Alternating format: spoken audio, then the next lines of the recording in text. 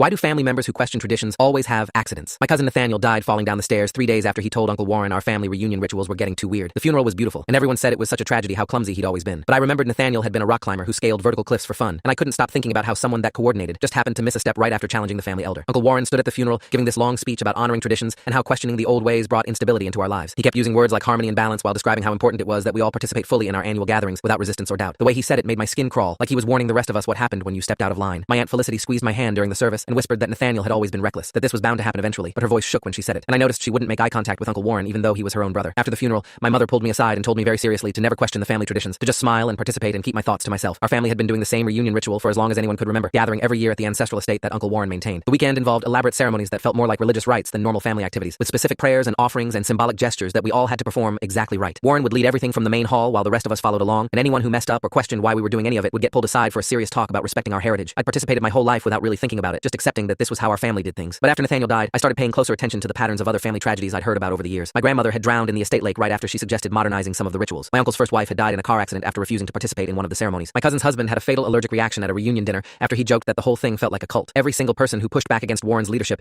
ended up dead within weeks, always in ways that looked completely accidental. I started keeping a list on my phone of every family death I could remember, noting the dates and circumstances and whether the person had expressed doubts about our traditions beforehand. The pattern was impossible to ignore once I laid it out chronologically. 17 deaths over the past 30 years, all happening within a month of someone questioning Warren's authority or suggesting changes. The accidents were varied enough that they never looked suspicious in isolation, drowning and falls and car crashes and medical emergencies that seemed like ordinary tragedies. But when you saw them all together with the timeline of descent, it became clear something else was happening. I showed the list to my younger brother Kieran, who immediately told me I was being paranoid and seeing patterns that weren't there. But I noticed he got very quiet when I pointed out that our Aunt Margot had died of carbon monoxide poisoning right after she tried to convince other family members to skip the reunion. Kieran told me to delete the list and never mention it again, and he actually looked scared when he said it. The next family reunion was scheduled for October, which gave me 8 months to figure out what was really happening. I spent weeks going through old family photos and documents, looking for any clue about why Warren had so much control. I found the original deed to the ancestral estate in my father's study, showing it had been passed down through the family for 5 generations with specific requirements attached. The property could only be inherited by the eldest living male relative, who maintained the traditional ceremonies exactly as prescribed by the family charter. Anyone who violated the terms would forfeit all rights, and the estate would pass to the next qualified heir. Reading through it, I realized the traditions weren't just cultural preferences, but legally binding obligations tied to an incredibly valuable piece of land. Warren wasn't just the family patriarch, he was the current legal owner of property worth millions, and his position depended entirely on everyone continuing to follow the old ceremonies without question. I contacted a lawyer named Vivian Ashford, who specialized in estate law, to ask hypothetically about property requirements and whether someone could lose inheritance rights for not participating in family rituals. She explained that unusual conditions on property transfer were legally enforceable as long as they didn't violate public policy. When I described our family situation without naming anyone, Vivian said it sounded like a conditional inheritance where Warren's ownership depended on maintaining the appearance of family unity and traditional observance. She asked if anyone who challenged the conditions had tried to claim rights to the property, and I realized that's exactly what had happened with some of the people who died. My grandmother hadn't just wanted to modernize the rituals, she'd been arguing that the estate should be sold and the proceeds divided among all family members. My uncle's first wife had been a real estate attorney who started asking questions about the legal structure of the property ownership. Every person who died hadn't just questioned traditions, they'd posed a direct threat to Warren's control over a multi-million-dollar estate. And what I was about to discover when I drove out to the ancestral property would prove that some family secrets are worth killing for. Full story is linked below or on my channel.